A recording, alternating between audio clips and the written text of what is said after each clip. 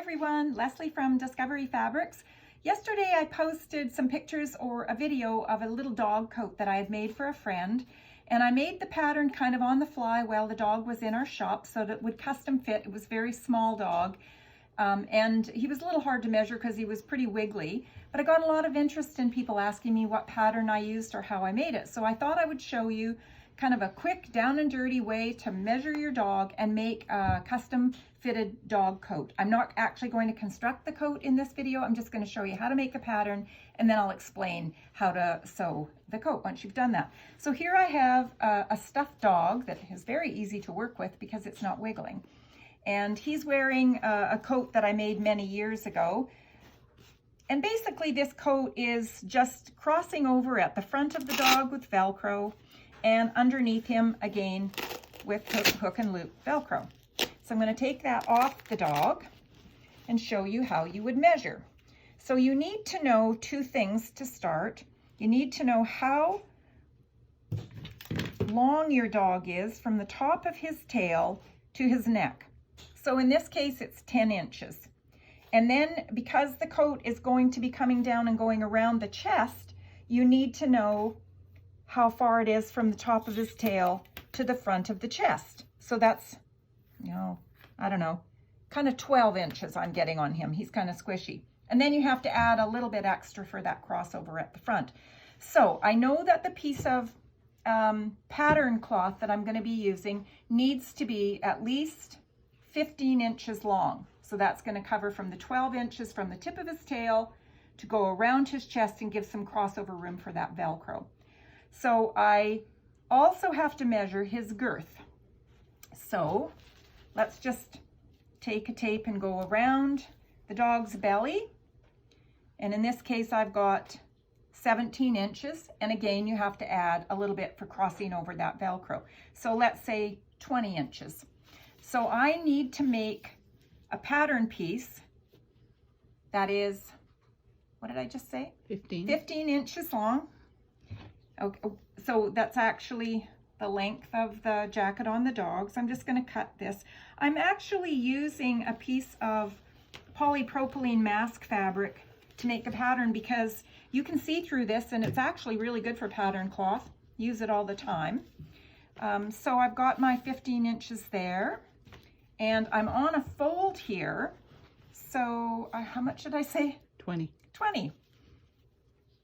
Didn't get much sleep last night. So I'm going to need something that, because it's on a fold, is going to be about 10 inches. And then we're going to be able to make our pattern from that. So this is not, you don't have to be super accurate with it or anything, because all this is doing is giving me a piece of cloth that I can then put over the dog and figure out my pattern. So what I have to do to start is I said that it was 10 inches from the tail to the neck. So I'm going to measure 10 inches on the fold, and I'm just going to make a mark right there. And then I am going to just cut this fabric or this pattern up to that mark. And the reason I'm going to do that is because I want to lay it on top of the dog so that I can then pull that down and cross the front with the pattern. See how that goes there? So then I'm going to draw on the pattern. So I just bring it up and I'm going to just draw from this point of the center of his neck at the back down kind of under his head. This isn't a real dog, so it's kind of weird. Just out to the front. And then I know I want that piece that goes across his chest on a small dog like this to maybe only be a couple of inches. Now, if your dog is very tall, obviously, and it has a big chest, you're going to want to make this piece that goes across the chest wider. And then I'm also then going to draw over and figure out where his tummy starts here. So I'm just going to draw, so it goes over his leg, and then that's where his tummy starts. So then we're going to make it go down. Then we're going to figure out, well, how wide is his tummy between his front leg and his back leg? And again, I just draw this. Okay, and then I'm going to draw it going up to the top of his tail. Okay, so all I've done is really draw half a pattern. Now I'm going to go back and fold that pattern like this.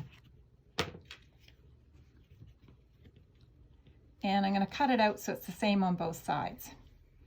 But I know that I can't cover the dog's genitals, particularly in a male dog. So we're going to have to make it so that it comes down and forward so he doesn't pee on his own coat. So I like to make them for small and medium-sized dogs, just a few inches wide where they cover on the bottom. You want to make it wide enough so that if there's mud on the road, they're not getting their bellies wet, but you still have to be careful about that. So I'm going to just basically cut it out on a bit of an angle, like that. And I'm going to cut this part out and make that curve up to his chest. And then I'm going to cut that piece out that goes under his head and is going to cross over. And then what I like to do is make all my corners round, because I'm going to be binding this. And if you're binding it either on a machine or by hand, by machine but not with a binder, you always want to have curves because you can't bind around a square corner. Okay, so now what I would do is take this pattern and put it back on the dog. And there I have the crossover at the front. It goes to his tail. You could make it longer if you wanted to. It depends on how much of his bum you want to cover.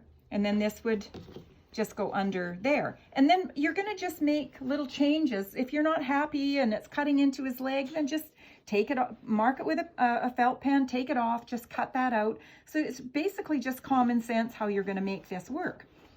So let's say I'm happy with that coat. Then what I'm going to do is get a piece of fabric and put the fabric on a fold. And then I'm just going to basically cut that out of the fabric. Once that is done, then here's what I'm going to do to construct it. The first thing I do is, in the case of the one I did yesterday, that was a little dog that had a harness. So the harness was approximately behind the neckline right here. So I just slashed it to there, and then I did binding on both sides of that slash. Once I did that, I clipped off that binding. I took reflective piping, have a little piece here, and I added it to the coat.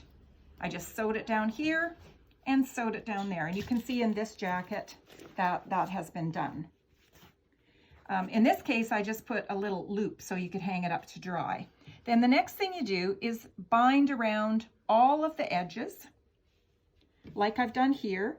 This was done on a machine that has a binding attachment, but if you don't have that, it can be done by hand. And you just use a stretchy knit binding to do that, or you can use fold over elastic.